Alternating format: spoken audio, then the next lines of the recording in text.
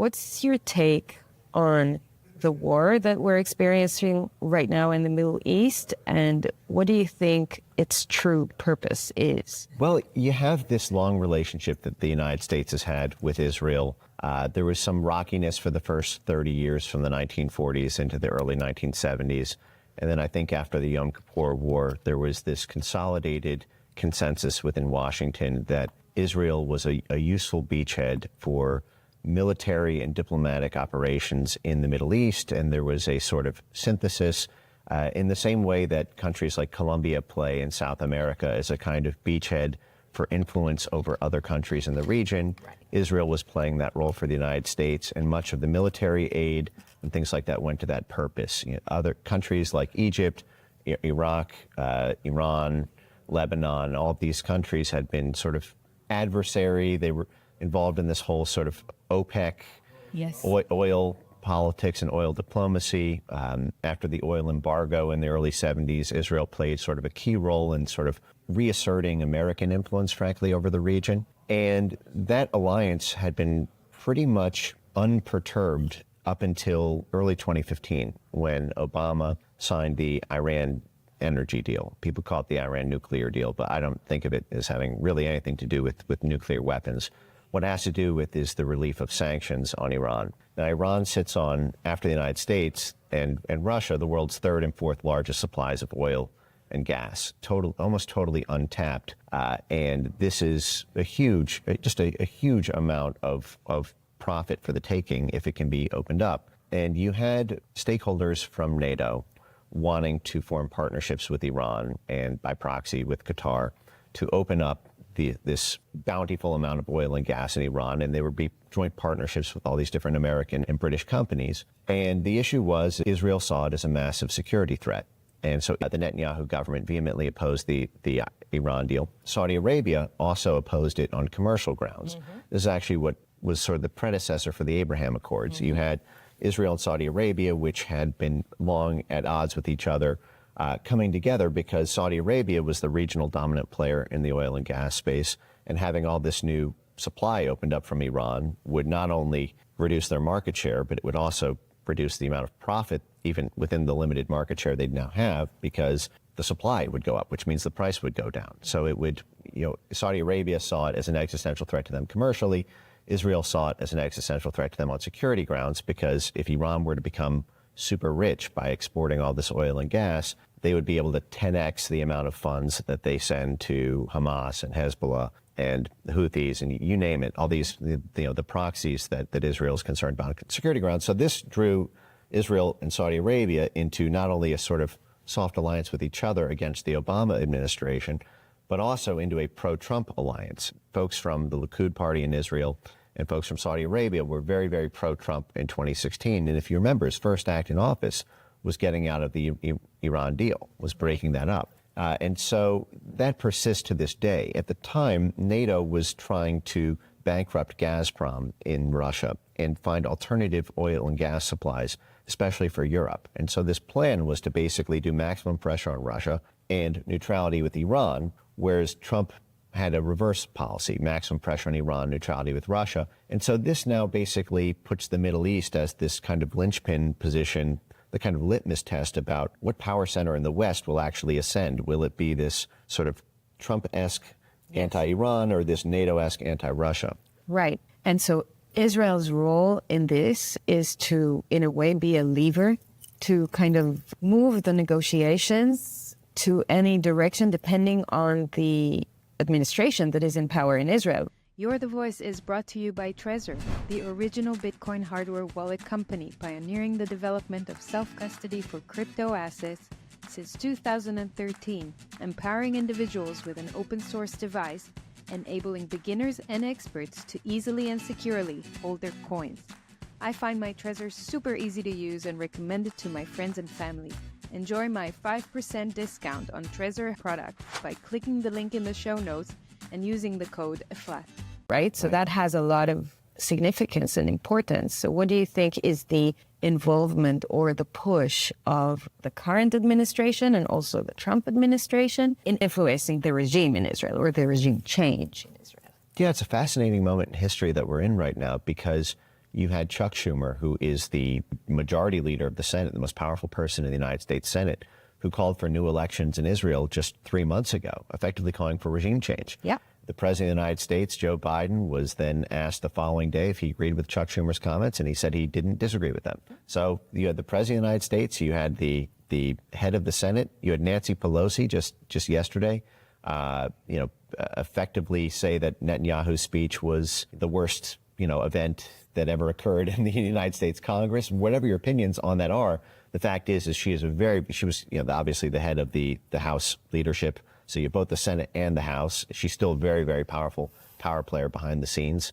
Many speculate that she played the leading role in pushing Joe Biden out and putting in Kamala Harris as the new sort of Democrat Party nominee. But you think that? Well, I think that there's been reporting in Politico and Axios that she made threats behind the scenes. I don't know how effective they were. I don't think she's got enough pull by herself, but when you add up all the other partners, I think it adds weight. But you have this, when the head of the Senate and the President of the United States and the most powerful person in the House of Representatives are all calling for regime change in a country. It's not like the head of the State Department goes back, or the head of the CIA or the head of USAID goes back to their desk with a thumb up their butt, just waiting for time. I mean, there's something going on behind the scenes there. Now, there has been reporting that USAID money has flowed to Hamas groups, that there's been really interesting reporting on the role of the protests at Netanyahu's personal residence being funded by USAID money or through State Department cutouts, which I find very interesting if true, because these are the sort of tactics that we do in classic regime change operations. There are ties between a lot of the movements, the grassroots movements in Israel that are advancing the protests against Netanyahu, the left-wing kind of protests, and a lot of U.S. organizations, NGOs, etc., that are donating money directly to these people. These are facts. You can see the money flowing. You can see some of those organizations telling you where they're getting their funding from. So Wexler Fund, they're a big donor to some of those movements in Israel. So the ties are there. Whether they're trying to do a regime change or not, I think you have to be a little bit willfully blind if you think that they're not. It even goes down to the level of when you actually look at the demonstrations on the streets in Israel, right next to my house in Tel Aviv, you see people waving flags and posters saying, Biden save us. Like they're actually calling for, because that's the narrative that they're being fed. They actually think that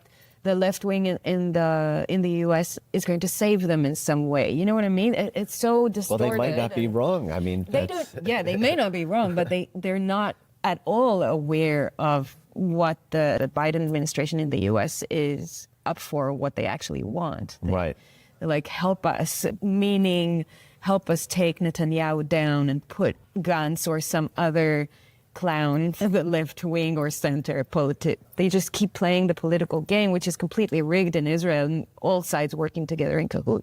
Right. It really doesn't matter. I mean, Netanyahu obviously has his own agenda, but the left wing is no better. They're just puppets of. Yeah, no, they're useful proxies, and this is another. The NGOs that provide, for example, humanitarian aid often play these dual roles in funneling money, which then provides political influence. It purchases you judges, it purchases you journalists, it purchases you all sorts of civil society influence over universities in the region and things like this. And, this is a classic sort of 1-2 punch that the State Department, USAID, CIA apparatus on the inside of the U.S. government and the George Soros axis on the outside of government often play in regime change operations dating back to the 1980s. This is a classic trick where we would want to overthrow the government of Poland, or we would want to overthrow, any of the dozen countries that we did in the 1980s in the run-up to the full breakup of the Soviet Union. We would have a State Department agenda. We'd flood it with $70 million. Oftentimes that would move through these sort of Soros pass-throughs, and then those Soros pass-throughs would incubate these rent-a-riot mobs that would take to the streets, that would do protests, that would take over federal buildings, that would camp out in front of politicians' homes. And then media would be on the ground to amplify that and say, well, this is the will of the people. This is democracy. And any attempt by the state to contain those astroturfed, fake, democratic insurgencies, which are just astroturfed by the U.S. State Department or CIA or State Department, are then contextualized as a crackdown on legitimate free assembly, and so it allows them to paint this democracy versus autocracy brush, which then cranks open even more funding and cranks open even more mandate for operations, because now you have this authoritarian state cracking down the will of people. And what's amazing is it totally disregards who the people vote for. Yeah. It says that the will of the people is the 500 people surrounding this building with signs, not the 5 million people who voted for that government. But by doing that, they're able to sort of channel this idea that the will of the people is being disrespected by the government. And so Big Daddy Uncle Sam has to break open the piggy bank to take U.S. taxpayer money to give it to the protesters so that they can topple the government, just to install a new government who will, be okay with Iran getting the sanctions relieved so that a bunch of NATO energy companies can 10x their profits. And we just saw this in Ukraine. The Victoria Nuland, who was the head of the U.S. Embassy for the U.S. State Department, bragged in December 2013, 2 months before we overthrew the democratically elected government of Ukraine, that the State Department and USAID had pumped $5 billion into Ukrainian civil society, meaning these right sector mobs who overthrew that government, who did the surrounding of the parliament building, the whole Maidan Square riot. I mean, it was effectively January 6th, what we're told January 6th is, but it was organized by the U.S. State Department and USAID and by George Soros groups and CIA cutouts like the National Endowment for Democracy. And they overthrew that country right after they rejected an IMF trade deal and sided with a Russian Federation deal. This is a trick that we see so many times. I find it interesting that Netanyahu and Soros are at such odds with each other. There's this historic acrimony between Netanyahu and Soros is deeply invested in this energy transition story from getting rid of Russia. Soros has been at the tip of the spear of privatizing Naftogaz in Ukraine, which is the big Ukrainian state-owned gas company. Right. And he's sort of been the intermediary for the IMF, the International Monetary Fund, and its plan to privatize Ukraine's whole state economy, because Ukraine's whole economy is basically gas. It's the gas transit point for Russia, and they want to take all that gas architecture and switch it either from an Iranian supply, as we discussed, or now a lot of it is LNG, liquefied natural gas, coming from Houston or coming from British companies and then shipped in through Poland. This is a big reason that we wanted to regime change the government of Poland, which just successfully happened 4 months ago. The Polish government was hesitant about the Ukraine war. They now have a totally pro-war, pro-EU party, but that was because Poland is the new import location from what used to be coming from Russia, because Poland has these ports. You can just go through the straits there in the Baltics. You can just port them in there and then just pipe it into Slovakia and then into Ukraine. It's another reason they were mad at the president of Slovakia, the prime minister, who happened to be shot in the face. Exactly. The same way that Trump was. Assassinate, And, sure. And with Netanyahu, regardless of how you feel about him, it's hard to not see the similarities between the lawfare. He was indicted on these corruption charges. Donald Trump was then, 2 years later, hit with 91 felony charges. This is what they did to Imran Khan in Pakistan, who was also hostile to the efforts against Russia. The coup against Imran Khan in Pakistan happened because of a State Department cable threatening the Pakistani parliament. This was reported by The Intercept. So then they ousted the most popular president that Pakistan has ever had. Because he was so popular and they knew he'd win the next election, they hit him with like 185 charges.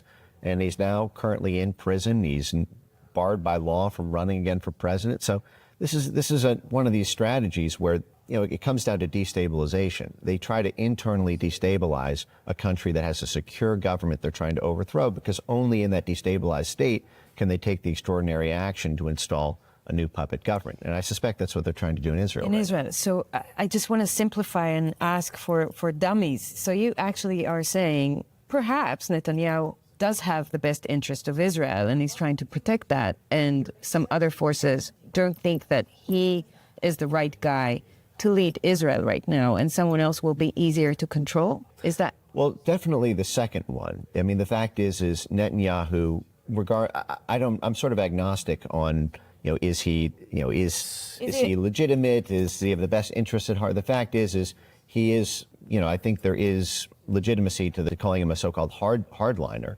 in the sense that he does not budge, he does not play ball in the way that I think that a sort of Benny Gantz type would. I think that regardless of whether it's the correct vision for Israel, it is a axiomatic, dogmatic, unshakable vision for Israel. And because of that, you have diplomats in the United States who would prefer to have a more malleable person.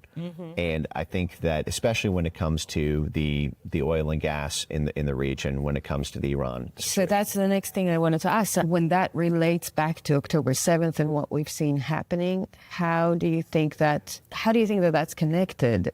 The event. I mean, when I saw that event, for me, it was clear straight away that that's a false flag and that was allowed to have happened, and that the government of Israel and all the, what you call the blob in the U.S. in Israel have just let that thing happen so that they can justify going into Gaza. And then I started asking myself, why? What do they have to earn by doing that, by sacrificing so many Israeli lives and obviously then Palestinian lives? So how do you think that relates to that? It's hard to peer through the fog of war on this. There's a lot of competing theories around what happened, how much advanced knowledge there were. It certainly seems like the sort of thing that there would have been, that there would have been something. But this is also not uncommon. I was just covering recently, we had something in the United States around Operation Northwoods, which was this really fascinating moment in 1962 around pretext to war. And the Joint Chiefs of the U.S. military all unanimously signing a memo proposing a menu of options for pretext to attacking Cuba. There's a curious backstory even around Pearl Harbor. There's something called the McCullum Memo in 1940, 2 years before the attack on Pearl Harbor. It was called the 8 Action Plan, which was a proposal to the United States president about 8 steps that the U.S. could take to get Japan to attack Hawaii, and including parking naval ships in Hawaii and doing this oil embargo that would basically starve Japan out and force them to attack. The whole strategy was to try to make it look like it was totally unprovoked and make us defenseless and sacrifice lives in Hawaii, in the harbor, in order to get the political predicate to take the extraordinary action to enter the war against Japan. We don't know if that's, with certainty. Obviously things looked, quite strange.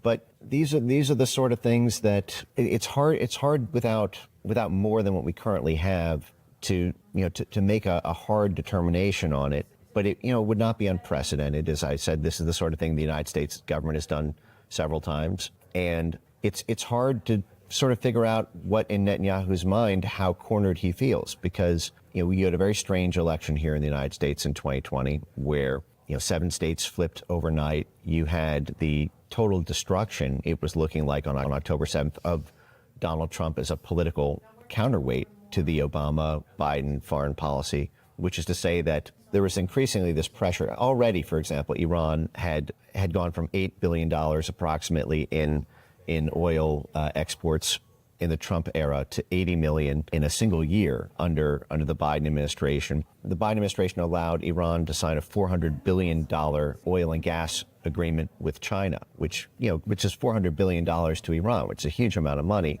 which it then flows into Hamas and to Hezbollah. And so I think that the Israeli government was feeling extremely cornered and desperate in the run-up to October 7th and felt that time was not on their side. If an extraordinary action to sort of wipe out Hamas from Gaza and reassert political control over territories that were somewhat autonomous, I could see there being a sort of bizarre calculus from the Netanyahu camp that some unsavory action now might be the only thing that can spare the country in the long run because of how cornered they were. Iran had been totally exiled, a pariah state for decades, and then Trump sort of put that back on. But now it was looking increasingly like Israel was surrounded. Even the relations with Saudi Arabia started to drop out during the Biden administration. And Saudi Arabia just got off the petrodollar. You have this new BRICS alliance. Israel even had this partnership with China on technology grounds that was very robust. And even that seems to be being isolated with China's new partnership with Iran. So I could see Israel feeling like a cornered animal, at least from the Likud party perspective, in that there may need to be some extraordinary action. It has to be justified somehow. So, it's hard to know what to make of that. I'm with you. Can you tell me what you think of Bibi's recent speech at the Senate, which we've just seen a couple of days ago? I mean, I know what I think of it, but both from a speechwriter perspective, because, Bibi is phenomenal, I think, at his speeches. And I'm saying that as an ex-marketeer, also an content writer. The guy just knows how to speak, and he's great rhetoric. And obviously he lies a lot of the time, but he does it really well. And also from your critical analysis perspective of the things that he's actually saying. I mean, I know we haven't watched the whole thing. It's almost an hour, but we watched enough to understand the gist of it. Yeah, so Netanyahu is a really sort of interesting public speaker in the U.S. formal settings. He sort of famously brought up to previously to Congress, pictures of a bomb in Iran sort of filling the uranium. And these sorts of things are very theatrical. And I think Netanyahu sort of likes to bring that. But I think at this moment in time, you really need to speak to American interests. I thought it was actually quite refreshing. For example, on Ukraine, we hear constantly about threats to democracy. We need to protect Ukraine to protect democracy, even though anyone with a functioning frontal lobe says, well, Ukraine doesn't even have elections anymore. They canceled elections for the past 3.5 years. They've banned opposition media. They've totally censored internet. They've banned alternate religions. They've banned speaking alternative languages. This is the classic hallmark of everything we call an authoritarian state. How can you call this a democratic one? You have the Azov Nazism. Yeah, right. Freely speaking there. Yeah, in 2014, Congress censured the Azov Battalion as a Nazi group, and now we're sending all our money to them. It's like the moment they became geopolitically useful, they lost the Nazi status, which is just, amazing. But it's the same thing that we've done with fundamentalist Islamic groups. Yeah, this is the same thing with the Mujahideen. It wasn't like we loved fundamentalist Islam in the U.S. State Department. It's just they were willing to go to war with Russia, so we were willing to give them money and weapons. But I think it was quite refreshing when Lindsey Graham came out about 2 months ago and said, listen, regardless of how you feel about the democracy thing, there's $12.4 trillion worth of natural resources under the soil of Ukraine, between the precious metals, between the rare earth minerals, between the oil and gas.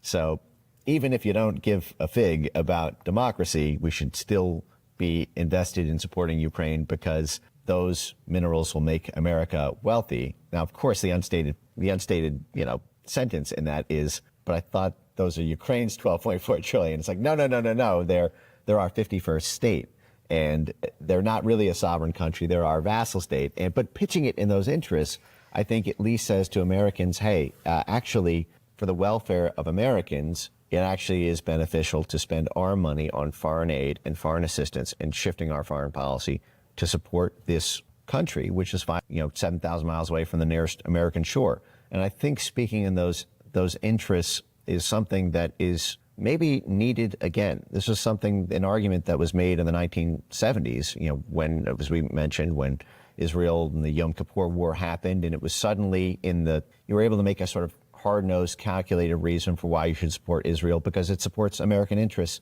They can help the Pentagon's operations there. They can help money flow through so that from the State Department and USAID side, they can coordinate with local groups in a way that's too difficult for the U.S. intelligence to do logistically. Speaking in those interests, I think would be more effective for Netanyahu than simply relying on the kind of legacy influence that and partnerships that many in the GOP have with the Likud faction, because we're at this really wild moment in history where the DNC platform, I mean, they even said on NBC last, I think 3 nights ago, that Josh Shapiro may not be considered as a vice presidential candidate for Kamala Harris because he's Jewish. And so much of the DNC now is reliant on, for the swing state of Michigan, there's a lot of Muslim voters. And then you have this this whole sort of campus movement, which has made that a liability. And that's the sort of thing that's very much changing quickly in American politics. But again, like I said, coming back to how does it benefit citizens in the U.S. to support the Netanyahu government is the sort of thing, rather than speaking in values, I think that Netanyahu would benefit from speaking in terms of value. That is, instead of thinking about these ideological, concepts, talk about, the hard cost benefit analysis of how Americans will have a higher standard of living from supporting the present government in Israel? My opinion is that they're going to try and prolong this war as much as they can so that they can continue. First of all the people that are criminals, in my opinion, that have allowed October 7th to happen will still be in charge, which is what's happening now for 8 months, including himself. None of them resigned, none of them took responsibility, so that they can continue their operation in Gaza. And I think that the next stage we're going to see is the rehabilitation of Gaza and recovery of Gaza and Israel as well, because many parts in Israel are also being torn down and people uprooted. And then they're going to be getting another excuse to start printing more money and keep that fiat machine going so that they can continue justifying controlling other areas, rebuilding. Then there's all this collaboration with Musk and green energy around these areas. I mean, we see a lot of different agendas coming into play when you look at that small conflict or war inside of Israel and Gaza. It just feels like they just want to prolong it as much as possible. Well, the prolonging issue is interesting because I don't know that there's ever been a U.S. election where so much of U.S. foreign policy on Israel tilts on the result of it. That is, I could see Netanyahu extending the war until there's a change in administration and then quickly seeking peace because the threat goes away if Trump reasserts sanctions on Iran, takes extraordinary action to effectively cut the money pump to these groups that Netanyahu may feel threatened by. But I think that certainly it will prolong while you have the present foreign policy course in the U.S. But, you know, it's amazing because we've had this thing from Truman until Trump, from the 1940s until 2016. The U.S. has always had this very, unified blob in our foreign policy establishment. There's this saying that politics stops at the water's edge, meaning that we can disagree with each other internally about things domestically. We can Republicans can say this about abortion and Democrats can say that about abortion. And Republicans can say we want low taxes. Democrats can say we have high taxes. And, there will be disagreement internally.